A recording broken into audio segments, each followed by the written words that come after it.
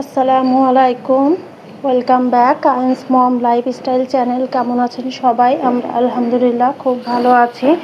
চলে আসলাম আরেকটি নতুন ব্লগ ভিডিও নিয়ে। আশা করছি আমার আজকের ভিডিওটি আপনাদের কাছে অনেক বেশি ভালো লাগবে। আর ভালো লাগলে প্লিজ একটা লাইক দিয়ে ভিডিওটি শুরু থেকে শেষ পর্যন্ত কন্টিনিউ করার অনুরোধ রইল।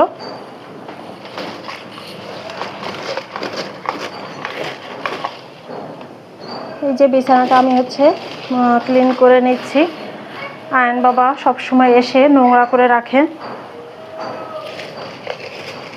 এদিকে সে নোংরা করতে থাকে, এলোমেলো করতে থাকে, আর আমি গোছাতে থাকি। আসলে গুছিয়ে পারা যায় না। দেখাচ্ছি যে এখন আমি বেডশিটটাকে একদম টান টান করে রেখে যাচ্ছি। ও একটু পরে এসে আবার যেরকম সেরকমই করে ফেলবে। তো কি আর করার, কিছু বলার নেই, আর করারও নেই। ছোট বাচ্চা থাকলে এরকমটা হতেই থাকবে। তো এখন চলুন আপনাদেরকে আমার বারান্দাতে নিয়ে যাই। টানা কয়েকদিন বৃষ্টি হওয়ার পরে গাছের কি অবস্থা সেটা আমিও দেখবো আর আপনাদেরকেও দেখাবো। তো এই যে আমার বেলি ফুল গাছটা, মাশাআল্লাহ দিন যতই যাচ্ছে বেলি ফুল গাছটা কিন্তু অনেক বেশি বাড়ছে, আর দেখতেও কিন্তু মাশাআল্লাহ অনেক বেশি সুন্দর হচ্ছে।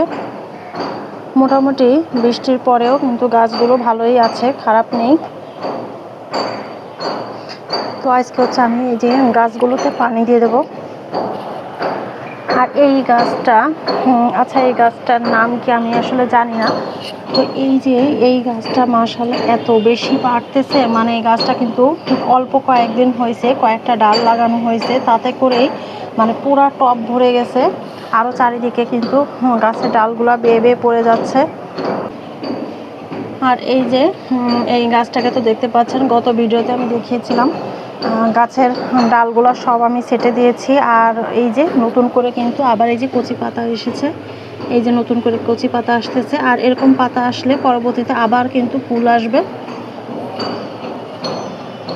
তো এই হচ্ছে অবস্থা।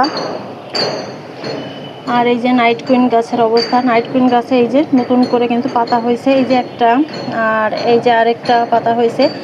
আর এই ডালটাতে একটা ফুলের কড়ি আসছিল, কিন্তু দুর্ভাগ্যবশত আমি তো এক ভিডিওতে বলেছিলাম আপনাদেরকে, আমি পানি দিতে এসে সেই ফুলের কড়িটাকে ভেঙে ফেলে দিয়েছিলাম। তো যাই হোক, আজকে আমি গাছে পানি দেব।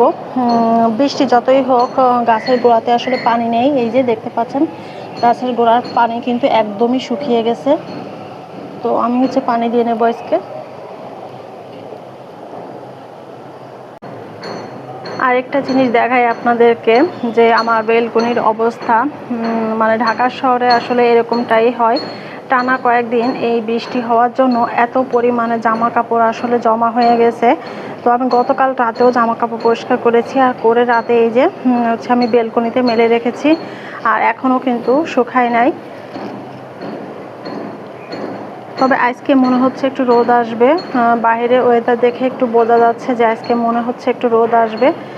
তো এই হচ্ছে অবস্থা।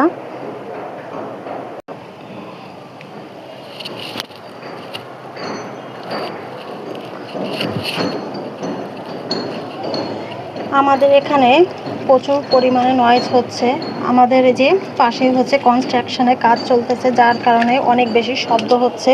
মানে ভিডিও করার থেকে ভয়েস দেওয়াটাই বেশি মুশকিল হয়ে যাচ্ছে। অনেক বেশি শব্দ আপনারা নিশ্চয়ই শুনতে পাচ্ছেন, যে আমাদের এখানে অনেক বেশি শব্দ হচ্ছে।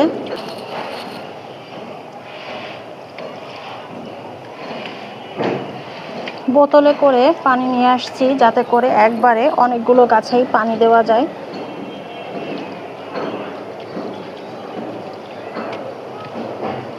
আর এই যে বেলি ফুল গাছটা দেখতে পাচ্ছেন, এই গাছে না প্রচুর পরিমাণে পানি খায়। মানে এই গাছে আমি বেশি পানি দিই, তারপরও পানিটা কেন জানি শুকিয়ে যায়। তো এই তো সব গাছেই মোটামুটি আমার পানি দেওয়া হয়ে গেছে। আর ওই পাশের বেলকনিতেও একটু যাব, দেখবো ওই পাশের কী অবস্থা। তো এই যে দেখতে পাচ্ছেন বস্তায় চাল, এই চালগুলো এখন আমি এই যে ড্রামের মধ্যে ভরে রাখবো। তো আপনাদের ভাইয়াকে বললে ভরে দিত, বাট আমার মনে ছিল না, তাই এখন ভাবলাম যে ভরে রাখি, তা না হলে আয়ন বাবা এসে যে কোনো সময় অঘটন ঘটিয়ে দেবে।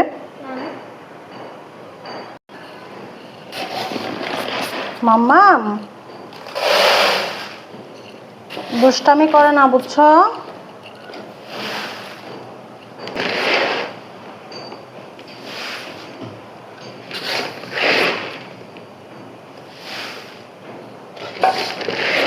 আইন বাবু, জানালা দিয়ে কিছু ফেলে দিও না, তাহলে কিন্তু ওটা আনা যাবে না বাবা। আয়ন বাবা যখন আরো ছোট ছিল তখন ওর একটা খুবই বাজে অভ্যাস হয়ে গিয়েছিল যে ও জানালা দিয়ে মানে সব কিছু ফেলে দিত। আমার সংসারের কিন্তু টুকিটাকি অনেক কিছু আয়ন বাবা জানালা দিয়ে ফেলে দিছে, যেগুলো আসলে আর আনা সম্ভব হয়নি। আর ঢাকা শহরে আমরা যারা থাকি আমরা তো জানি ঢাকা শহরের বিল্ডিংগুলো আসলে কেমন হয়ে থাকে। কোনো কিছু নিচে পড়ে গেলে ওটা আনা আর আসলে সম্ভব হয় না। আর আমাদের এখানে বিল্ডিংটা কিন্তু একটু অন্যরকমেরই করা। তো এখন একটু ভালো হয়ে গেছে সে, এখন আর নিচে খুব একটা ফেলে না। অনেক দিনই হচ্ছে যে সে নিচে এখন আর কিছু একটা ফেলে না, কিন্তু তারপরে ও যখন জানালার কাছে যায় আমি ওকে হচ্ছে সাবধান করে দিই যেন কিছু না ফেলে দেয়, ছোট মানুষ তো। দেখ এই যে আমার চালগুলা কিন্তু ড্রামে ভরা হয়ে গেছে, আরও কিছু আছে যেগুলা এই ড্রামে আর রাখা যাবে না, সেগুলো আমি অন্য আরেকটা ড্রামে রেখে দেব। তুমি মাম্মিকে একটু হেল্প করো তো, তুমি মাম্মিকে একটু হেল্প করবে বাবা? হ্যাঁ,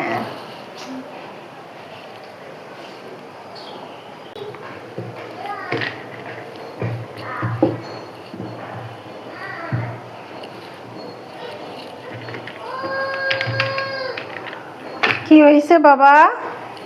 এই যে এখানে দেখতে পাচ্ছেন একটা আপেল আর হচ্ছে কোক।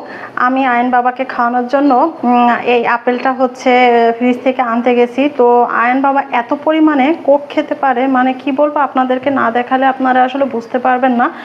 এই যে এক সপ্তাহ হয় নাই এই 2 লিটার শেষ হয়েছে, তারপরে আচ্ছা আপনাদের ভাইয়া গত পরশুদিন রাতে আবার 2 লিটার নিয়ে আসছে। আসলে কোকটা আমিও বেশি পছন্দ করি। তো ও হচ্ছে ফ্রিজ খোলা মাত্র ওটা দেখছে যে ফ্রিজে আছে, সে সাথে সাথে ওটা বের করে নিয়ে আসছে, সে ওটা খাবেই, সে আপেল খাবে না। তাই এই যে আপেলটা কাটিনি ওইভাবে রেখে দিয়েছি, আর কোকটাই যে এখানেই রয়ে গেছে। ভাবছি আজকে এই জানালাটা একটু পরিষ্কার করে ফেলবো। আসলে এই জানালাটা খোলা হয় না, যার কারণে সচরাচর এটাকে ঝাড়ু দেওয়া হয় না বা পরিষ্কার করা হয় না, তো অনেক ময়লা হয়ে গেছে। তো আজকে চিন্তা করছি এগুলা একটু ঝুলগুলো ঝেড়ে ফেলবো আর মোটামুটি ক্লিন করে ফেলবো।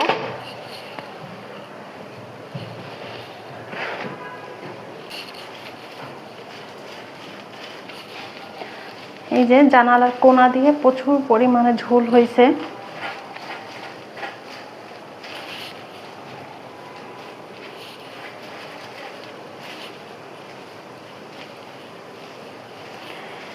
কিছু কিছু কাজ আছে যেগুলা কিন্তু অনেক বেশি সময়ের ব্যাপার, মানে সময় নিয়ে করা লাগে, তা না হলে হয় না।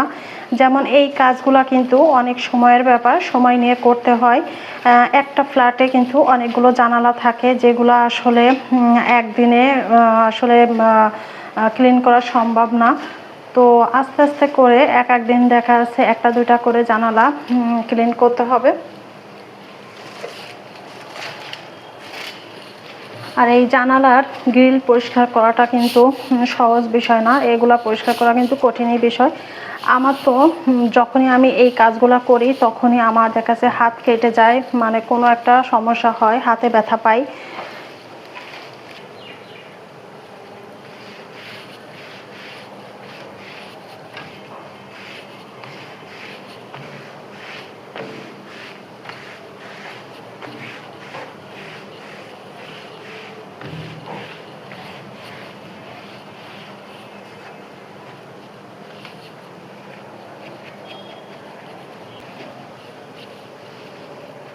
পরিষ্কার করা হয়ে গেছে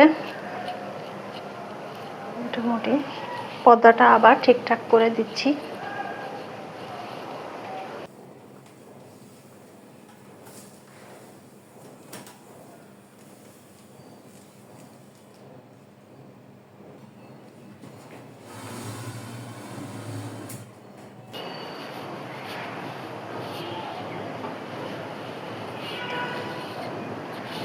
বৃষ্টির কারণে আয়নের পাপার জামা কাপড়গুলো পরিষ্কার করা হয়নি। তো আজকে যেহেতু রোদ উঠেছে তাই ওর কিছু জামা কাপড় আজকে ধুয়ে দিয়েছি, কিন্তু নাড়ার জায়গা পাচ্ছি না। গত কয়েকদিন এত পরিমাণে বৃষ্টির মধ্যে যে জামা কাপড়গুলো আমি পরিষ্কার করে দিছি এগুলাই এখনও শুকায় নাই, এই জন্য নতুন করে জামা কাপড় নাড়ার জায়গা আসলে পাওয়া যাচ্ছে না। এই যে গ্রিলের উপর দিয়ে দিচ্ছি।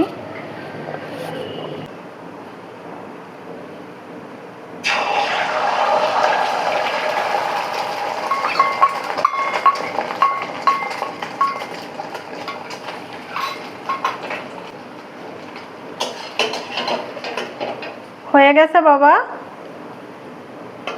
ডিম কি আইন বাবু খাবে?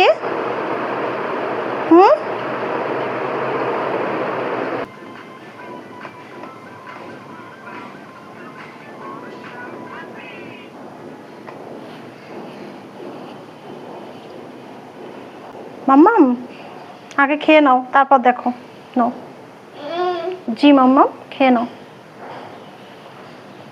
তুমি খাওয়ার পর আমি খাবো, বুঝতে পেরেছো? তাড়াতাড়ি খেয়ে নাও।